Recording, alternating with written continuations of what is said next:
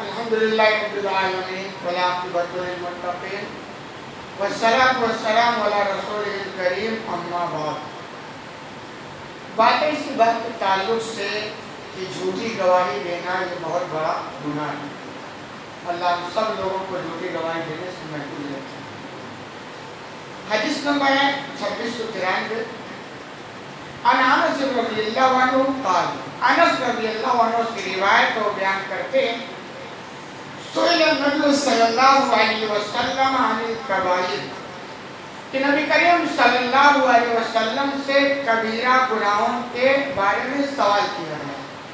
کبیرہ گناہ جس کو کہتے ہیں بڑے بڑے گناہ، ان کے بارے میں پوچھا گیا۔ یعنی صحابہ کرام کی جماعت میں پوچھا کہ چند کبیرہ گناہوں کی لمبی فہرست ہے، تو کچھ کبیرہ گناہیں بتائیں تاکہ ہم اس سے محفوظ رہیں، اپنے آپ کو بچائیں۔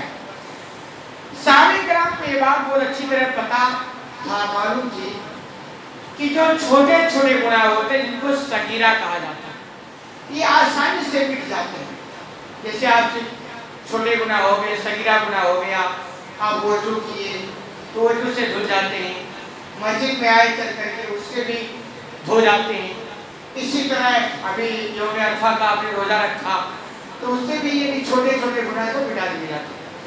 لیکن جو کبیرہ گناہ ہوتا ہے نا، وہ آسانی سے مٹتا نہیں، بغیر توبہ و استغفار کے، بغیر معافی تلافی کے، اور حقوق العباد، بندوں کا جو حقوق ہے نا، جب تک بندوں سے حق نہ معاف کرا لیں یہ معاف ہوتا نہیں۔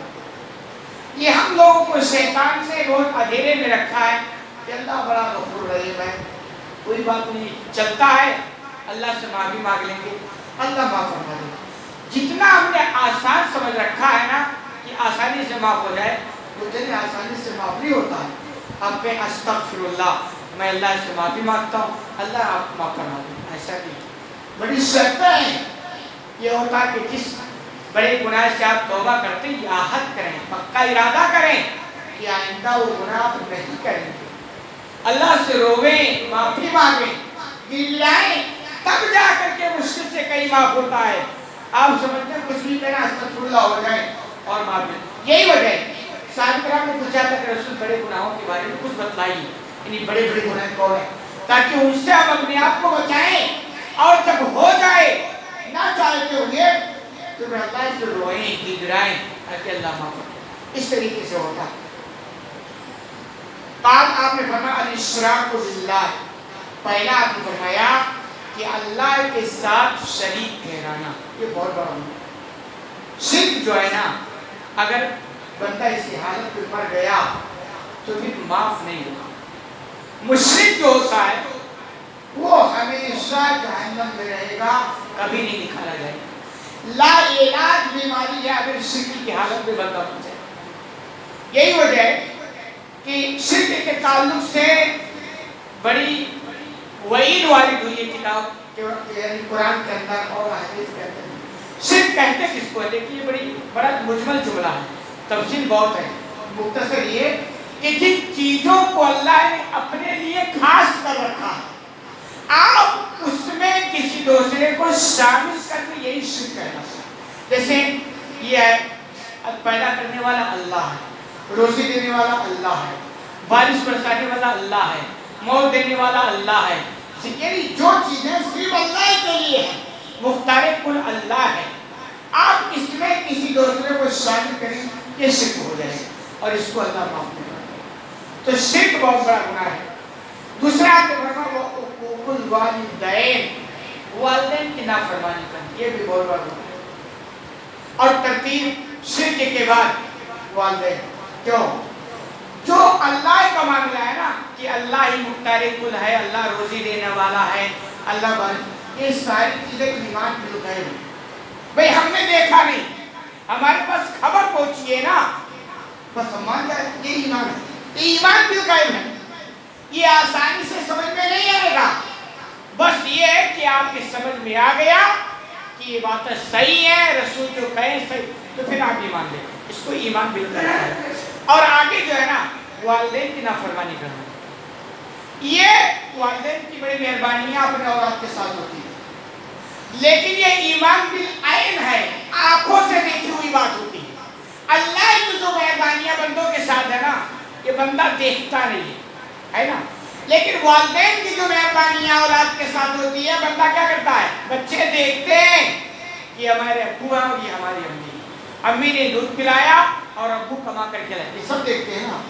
تو گویا والدین کی مہربانیاں اولاد دیکھتے ہیں، پھر بھی والدین کی نافرمانی کرتے ہیں، یہ بڑے نالائق لوگ ہیں. جن کو والدین کی مہربانیاں سمجھ میں نہیں آتی ہیں، ان کو اللہ کی مہربانیاں کہاں سے سمجھ میں؟ بھئی جو آنکھوں سے دیکھا نہیں سمجھا تو اللہ کی مہربانیاں تو دیکھ ہی نہیں رہا نا، اس کو نہ سمجھ میں آئے گا. تو گویا یہ کہ اگر تم اللہ کی مہربانیاں سمجھنا چاہتے ہو تو پہلے والدین کی مہربانیاں سمجھو. اسی لیے یہ کہا گیا کہ والدین کی نافرمانی کرنا بہت بڑا گناہ ہے. بھئی کمال کی بات، والدین کی قربانی بڑی زبردست ہوگی. دیکھیے اللہ نے دنیا جو بنائی اس سب سبب سے جڑا ہوا. بچے جب پیدا ہوتے ہیں، پیدا ہوتے ہی اللہ اس بچے کے روزی کا انتظام کر دیتا. کرتا کہ نہیں کرتا؟ ماں کے چھاتی میں دودھ آنا شروع ہو جاتا ہے. پہلے ہی آتا ہے، بعد میں آتا ہے. بچے کے جنم ہونے کے بعد یہ سبب ہو گیا کہ اس بچے کے روزی کا سامان اللہ نے ماں کے چھاتی میں رکھا، یعنی وہاں سبب بنایا روزی کا. جبکہ اللہ اس کا انتظام کہیں اور سے بھی کر سکتا. بھئی بھینس کے دودھ سے بھی کر سکتا تھا نا، کہ سکھلا دیتا، اور بھینس کے دودھ میں بھی وہی وٹامن اور وہی طاقت وہی سب کچھ ڈال دیتا جو ماں کی چھاتی میں ڈالا، اور سکھلا دیتا انسان کہ جب تم پیدا ہو تو بھینس کے پاس جاؤ اور وہاں پر دودھ کہتے. ایسا بھی ہو سکتا تھا نا. اللہ کے لیے ناممکن کوئی چیز نہیں ہے، سب اس کے لیے آسان ہے. لیکن اللہ نے ماں کے چھاتی سے انتظام کیا. کیوں؟ تاکہ ماں کی قربانیاں تمہیں سمجھ میں آئیں، اور تمہیں سمجھ میں آئے کہ ماں ہماری روزی روٹی کا سبب ہے. اب دیکھیں بچپن میں دودھ پلایا، یعنی دودھ پلانے کا سبب ماں بنی اور بچے کی روزی کا انتظام ہوا. ایسے ہی ہے کہ والدین اگر زندہ ہیں اور اولاد والدین کی فرما برداری کرتے ہیں تو وہ والدین اولاد کی زندگی میں روزی روٹی کے حصول کا سبب بنیں گے. ایسی بات ہے اگر والدین اولاد سے خوش ہیں، اولاد کے لیے وہ دعائیں دیں گی، ان کے لیے برکت اور رحمت، یہ ساری، کیونکہ اللہ بندے سے خوش ہوتا ہے جب بندہ یعنی اولاد سے والدین خوش ہوتے ہیں. تو گویا یہ سبب کہ ماں کی چھاتی میں دودھ آیا. پھر دوسرا سبب یہ ہو گیا کہ جب تک وہ زندہ ہے آپ ان کی اطاعت کریں، فرما برداری کریں، یہ بھی ذریعہ بنے گا تمہاری روزی روٹی کا سامان. تو اسی لیے کہا گیا کہ یہ بھی بہت بڑا گناہ ہے اور والدین کی نافرمانی بھی بہت بڑا گناہ ہے.